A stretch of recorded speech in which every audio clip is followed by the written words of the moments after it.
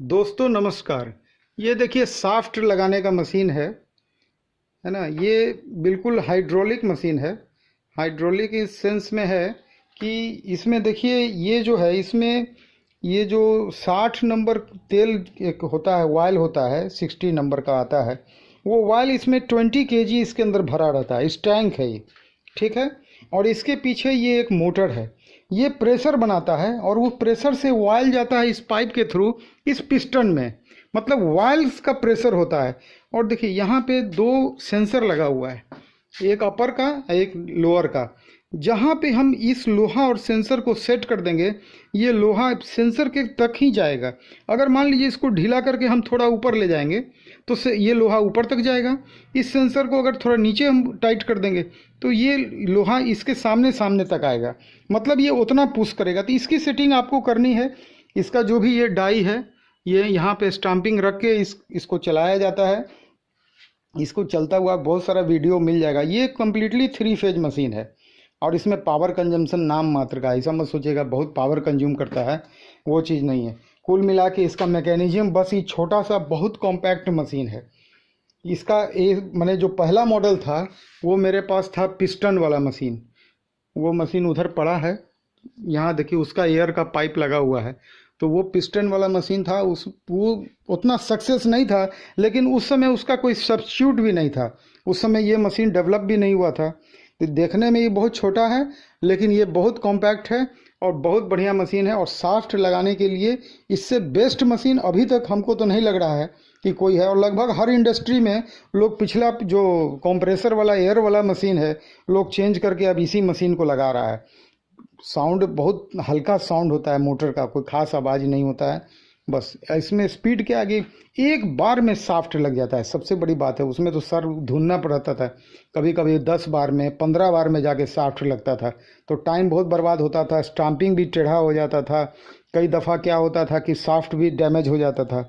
लेकिन इसमें वो ट्रबल नहीं है। अभी क्या है कि हम लोग इसकी सेटिंग हटाए हुए हैं, क्योंकि जितना कंप्लेन वगैरह कॉयल आया था जला कॉयल, उसका साफ्ट अभी इससे निकाल रहे थे, मतलब रिवर्स करके। तो क्या करते थे कि देखिए यहाँ निकाल के लड़का लोग रख रहा था, है ना, ये जला हुआ कॉयल का साफ्ट निकाल के, और उसके बाद कॉपर निकाल के और इसको स्क्रैप में, कॉपर को स्क्रैप में बेच दिए और इसको भी स्टाम्पिंग को भी स्क्रैप में बेच दिए। क्योंकि एक बार जब सही पूछिए कि जब वो साफ्ट उफ निकालिएगा कुछ ना कुछ टेढ़ा मेढ़ा हो ही जाता है। तो कुल मिला के उसको डिसमेंटल कर देना, फ्रेश फ्रेश वाइंडिंग से ही वाइंडिंग करना चाहिए कभी भी। जो सीएनसी मशीन है, महंगा मशीन है। अभी आप पुराना स्टाम्पिंग मान लीजिए स्टेटर लगा देते हैं 2 पैसा बचाने के लिए, और उसका मान लीजिए कि यहाँ पे कोई पत्ती जरा फैला हुआ है और ये इसका पिन है और ये डाई का पिन है। अगर मान लीजिए फैला हुआ है, गलती से ये डाई टूट गया तो आपका काम बंद हो गया। तो ये मशीन चूँकि बहुत कॉस्टली मशीन है, ये जो यूनिट है यही मेन पंखा इंडस्ट्री का सबसे मेन कॉस्टली आइटम यही है। इससे कॉस्टली कुछ नहीं है, बाकी सब मशीन इससे बहुत कम कीमत का है। तो मेन इन्वेस्टमेंट आपका इसी में होता है। तो इसीलिए हम आपको ये सजेस्ट करेंगे, क्योंकि हर दौर से मैं गुजरा हुआ हूँ, हर तरह का काम ट्राई किया। पुराना स्टाम्पिंग भी चलाने का कि चलो कंप्लेन आया, साफ्ट निकाल के फिर से वाइंडिंग कर लेते हैं, देखने सुनने में सब अच्छा लगता है। सब कोई कहेगा कि हाँ हाँ कर भी सकते हैं। मान लीजिए मशीन का मैकेनिक भी कोई कह दे कि हाँ हाँ सर कीजिए ना, कोई दिक्कत नहीं है, लेकिन आपका सामान खराब होगा, मशीन ब्रेक डाउन आपका करेगा, टाइम आपका बर्बाद होगा। इसीलिए मैं बिल्कुल आपको नहीं कभी भी बोलूँगा, अपने एक्सपीरियंस के आधार पे हमेशा पुराना कॉयल को चुपचाप से उसका साफ्ट, इसमें इसका ये डाई हटा दीजिए। ये जो डाई है ना, इसको ये यहाँ फिट रहता है, इससे तो आपको नया साफ्ट लगेगा। अब पुराना के लिए दूसरा डाई है, इसमें उल्टा करके कॉयल डाल दिए। देखिए जैसे मान लीजिए निकालना हुआ तो इसमें बेरिंग लगा हुआ है, इसमें देखिए ऐसे उल्टा करके कॉयल डाल दिए। अब क्या है कि यहाँ से जब इसका यहाँ प्रेस करने का, इसको जब प्रेस करेंगे ये ऊपर से प्रेशर देगा, है ना।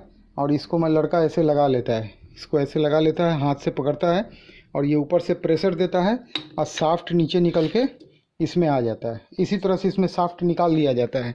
और उसके बाद इसको मट्टी समझिए, कोई काम का नहीं है। लोहा के भाव में स्टेटर जो है, इसके बाद इसको लोहा के भाव में बेच, देखिए निकालने के बाद क्या से क्या हो सकता है। अब इसको बचाने के चक्कर में वहाँ बड़ा मशीन चला जाएगा, तो इसको कुछ नहीं करना है। अब इसको काट के कॉपर बाहर निकाल लिए, कॉपर अलग स्क्रैप में बेच दीजिए। इसको जो लोहा का भाव होगा कबाड़ी वाला अपना लोहे के भाव में ले जाएगा। और साफ्ट भी आपका वापस काम में नहीं आने वाला है।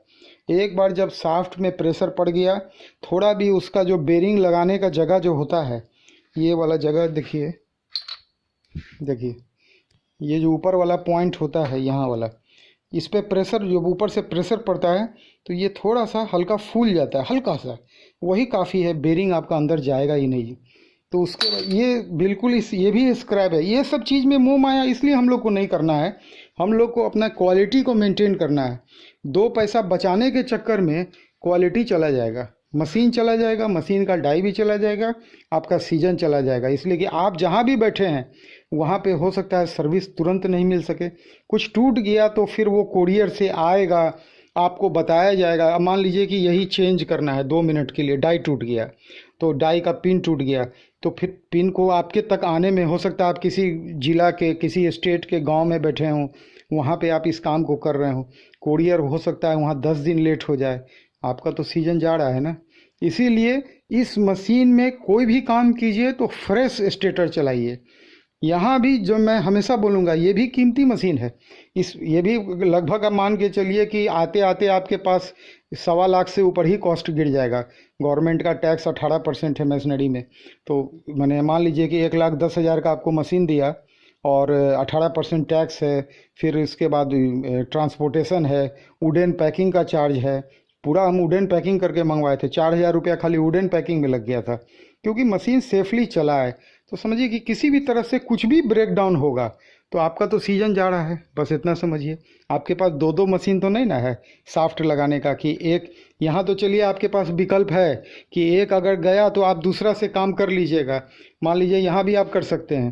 पेपर में भी मान लीजिए कि आप हाथ से पेपर, कटा हुआ पेपर भी आप इमरजेंसी के लिए रखे हुए हैं, हम भी रखे हुए हैं एक बोरा, कि अगर किसी भी तरह, लेकिन आज तक हमको 5-6 साल में वो बोरे का ज़रूरत नहीं पड़ा।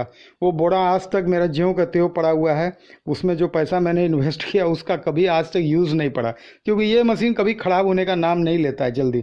खाली इसमें खाली देखिए, मशीन सब में एक ही चीज़ ध्यान रखिए, इसमें प्रॉपर ग्रीसिंग होना चाहिए। दूसरा, यहाँ जो ये गंदा गिरता है ना, ये लड़का लोग क्या करता है कि सफाई नहीं करता है। ये एरिया जो है इसका ऑपरेशनल एरिया है, इसकी क्लीनिंग बाजाब्ता हमेशा मशीन सुबह सुबह चालू करने के पहले मशीन की क्लीनिंग, साफ़ सफाई। इसमें भी होता क्या है कि अंदर में कॉपर का टुकड़ा सब गिरने लगता है। अब वो टुकड़ा में एक कॉपर भी अगर गलती से सर्किट में चला गया, ऐसे जाता नहीं है, सर्किट अलग है, लेकिन किसी भी तरह से नीचे मोटर पड़ा हुआ है, तो हम लोग अगर मान लीजिए डेली अगर लड़का एक बार सुबह में अगर आप क्लीन कर लीजिएगा, कुछ नहीं है, वैक्यूम क्लीनर लगाइए और पूरा सक कर लेगा जो भी कॉपर का टुकड़ा हो। हम लोग तो यहाँ तक करते हैं कि ये प्लेट को यहाँ से खोल देते हैं, ये एल्की सब है, और कम से कम महीना में एक बार ये प्लेट खोल के ये सब कुछ खोल देते थे, और खोल के इसका पूरा सर्विसिंग बढ़िया से कर लेते थे। ये सब जब मशीन रखे हैं तो मशीन को समझना बहुत ज़रूरी है। कोई भी मशीन हो, चाहे ये हो, चाहे ये हो, चाहे ये मशीन, इसकी भी क्या करते थे हम लोग, पूरी ग्रीसिंग कर लेते थे इसको खोल के। अब देखिए अंदर में कितना पेपर का टुकड़ा गिरा हुआ है, तो ये सब है। यही पेपर, ये पेपर जो होता है हार्ड प्लास्टिक होता है, ये जाके किसी भी घाट में कोई भी चीज़ में फंस जाए तो ट्रबल करने लगेगा। काम लड़का लोग को जनरली मतलब नहीं रहता है, जो सैलरीड स्टाफ है उसको क्या मतलब है आपका मशीन जा रहा है कि क्या हो रहा है, उसको तो वेतन मिल रहा है। ये सब चीज़ पे आपको ध्यान देना ज़रूरी है, क्योंकि कुल मिला के संपत्ति आपकी है। नुकसान होगा तो आपका होगा, फ़ायदा भी होगा तो आपका होगा। और एक चीज़ और, ये छोटा सा जो डिजिटल वर्नियर है ना, ये हमेशा साथ में रखिएगा। इसको तो हम लोग मशीन पे ही रखते हैं। कभी भी कुछ होता क्या है कि कभी देख रहे हैं कि किसी कारण से अटक रहा है, तो पता नहीं चलता है क्यों अटक रहा है, तो तुरंत देख लिए कि स्टाम्पिंग में गलती से एक पत्ती तो एक्स्ट्रा नहीं ना आ गया है। कभी कभी ऐसा होता था, लेकिन उसके बाद से जिस आदमी से मैं स्टेटर लेना चालू किया, वो उनके यहाँ क्वालिटी में हमको कभी कोई कंप्लेन नहीं मिला। अभी जब आगे जाके मैं आपको ये वीडियो डालूंगा, इसका कॉन्टैक्ट्स में जब रॉ मटेरियल पे उतरूंगा, अभी तो मैं पहले धीरे धीरे करके सारा मशीनरी कंप्लीट कर लेता हूँ। कल मेरे कोशिश रहेगा, कल मैं आपको जैसे वाइंडिंग हो गया, पेपर का मशीन हो गया, साफ्ट हो गया, और यहाँ मैं आपको बता दिया ये हाई वोल्टेज का, ये भी आपको केडी डॉवल से मिल जाएगा। सर्वो भी बता दिया केडी डॉवल से मिल जाएगा। ये इतना चीज़ कंप्लीट हो गया। अब इसके बाद ज़रूरत क्या आएगा, ग्राइंडिंग का आएगा। कल मैं आपको, इस रूम में ग्राइंडर है, कल मैं ग्राइंडर से परिचित कराऊंगा आपको। उसके बाद लेथ मशीन से परिचय कराऊंगा, रोटर कटिंग का, एक एक करके। और तब जाके चलूँगा। टॉप फ्लोर में मेरा पेंटिंग यूनिट है, और मैं फिर पेंटिंग यूनिट आपको बताऊँगा। पेंटिंग यूनिट में जो उसका जो भट्ठी है, हीट चैम्बर है, वो मैं बताया हूँ आपको, खुद का बनाया हुआ है, और थोड़ा सा अलग टाइप का मैं बनाया हूँ। मैं उसके बारे में भी डिटेल चर्चा करूँगा। इस वीडियो को अंत तक देखने के लिए, हर एक वीडियो में कुछ देखिएगा कि कुछ ना कुछ काम की बातें आपको ज़रूर मिलेगी। लगेगा कि बकवास है, लेकिन इस बकवास को भी गौर से देखिए। मौका नहीं मिलता है कोई सीलिंग फैन फैक्ट्री को देखने का लोग, इसीलिए मैं आपको एकदम डिटेल में दिखा रहा हूँ। और खाली इस सब वीडियो में मशीन आपको घुमा घुमा के दिखा रहा हूँ कि मशीन सबको गौर से देखिए। और इसको लगाने का तरीका भी मैंने ऐसा रखा है कि यहाँ पे बॉटम वाइंडिंग हो रहा है, तो बॉटम वाइंडिंग के बाद सबसे पहला ज़रूरत, वाइंडिंग के बाद स्टिक लगाने का पड़ता है। तो लड़का यहाँ से वाइंडिंग निकाला, यहाँ रख दिया, मतलब ये एकदम बिल्कुल हाथ के सामने। इसकी सेटिंग ऐसा रखिए, इससे प्रोडक्शन बढ़ जाता है। अगर मान लीजिए कि हम बॉटम में कहीं पे दूसरे जगह ये मशीन रखें, तो फिर अननेसेसरी इसको कैरी करो, और कैरी उरी करने से किसी ना किसी रूप में डैमेज, कॉइल डैमेज होने लगता है।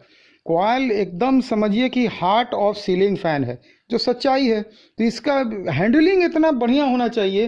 देखिए, हम जहाँ भी रखता हूँ कॉइल को, ये दोनों के बीच में एक फोम डाला हुआ हूँ, हर कॉइल के बीच में। इस तरह से इसको रखने का तरीका है। तो जितना बढ़िया, और मान लीजिए कि यहाँ पेपर डाला, यहाँ वाइंडिंग हो गया, वाइंडिंग हुआ, यहाँ स्टिक लग गया। अब चले आइए इधर, यहाँ पे टॉप का, तो टॉप का सबसे पहले उधर पेपर लग गया, पेपर लग के इधर वाइंडिंग हो गया। वाइंडिंग होने के बाद लड़का फट से निकाला, यहाँ रख दिया, यहाँ थाक लगते रहता है कॉइल का। और इसके बाद यहाँ पे स्टिक लग गया। स्टिक लगने के बाद वो दूसरा हाई वोल्टेज मैं वहाँ पे लगा के रखा हूँ, उसके बाद वहाँ वो फाइनल करना है। लूपिंग के लिए लड़का हर एक सीट पे बैठा रहता था। आप देखिएगा, वीडियो है 9835633059, आप यूट्यूब में डालिए। जब मेरा शुरुआती 2015 का एक वीडियो है, वो मेरे इस चैनल में नहीं है, वो अलग चैनल है, उसमें आप जाके देखिएगा, शक्ति इलेक्ट्रिक शायद होगा, देखिएगा, वहाँ पे वो वीडियो मिल जाएगा। और एक हाई वोल्टेज में वहाँ भी लगा, तीन हाई वोल्टेज में लगाया हुआ हूँ। देखिए, एक यहाँ पे हाई वोल्टेज है, ये मेनली बॉटम के लिए है। वो हाई वोल्टेज मैंने टॉप के लिए लगा के रखा है। और एक यहाँ भी, वहाँ देखिए कोने में एक हाई वोल्टेज मशीन यहाँ भी मैं लगा के रखा हुआ हूँ।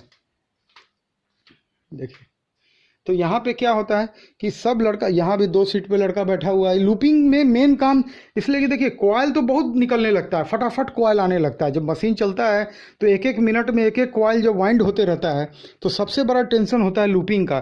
तो ये सब सीट में लड़का सब बैठा रहता है ना, फटाफट लूपिंग कर रहा है। इसलिए कि देखिए, जब ऑर्डर आने लगता है, काम जब तेज में चलता है, तो फिर वहाँ पर आपको ये सेक्शन में सही पूछिए तो इस मशीन पे एक आदमी अकेले इसको संभालेगा। ये दोनों मशीन को एक आदमी संभाल लेगा। एक लड़का इधर रहना चाहिए। इसका काम क्या होना चाहिए, इधर से जो निकल रहा है वो स्टिक लगाए, और इधर से बॉटम में पेपर लगाए। ये पेपर का, एक पेपर पे, इस पे एक लड़का रहना चाहिए। मतलब 1 2 3 लड़का मिलकर इस सेक्शन को बढ़िया से संभालेगा। लेकिन फिर लूपिंग में कम से कम 3-4 लड़का अगर लूपिंग में रखिएगा, तभी जाके ये काम संभव है। नहीं तो फिर पता चलेगा वाइंडिंग करके थाक लग रहा है और लूपिंग नहीं हो रहा है। ये सब चीज़ देखा हुआ है। चलिए, ये वीडियो यहीं तक अंत करता हूँ। अब वाइंडिंग सेक्शन कंप्लीट हो गया, पेपर का मशीन भी दिखा दिया आपको, साफ्ट मशीन के बारे में भी बता दिए। कल चर्चा करता हूँ ग्राइंडिंग के बारे में, तो कल शाम का वीडियो इंतज़ार कीजिएगा। पहले मैं नंबर वगैरह डिटेल उस पर बात करूँगा, और फिर नीचे आके फैक्ट्री में आपको मशीन का डिटेल बताऊँगा कि उसका कैसे कैसे मशीन चलता है, क्या क्या ऑपरेशन है, उसके बारे में चर्चा करूँगा। तो वीडियो अंत तक देखने के लिए फिर से आपका बहुत बहुत धन्यवाद। कृपया कर अधिक से अधिक शेयर कीजिए, सब्सक्राइब कीजिए। धन्यवाद, नमस्कार।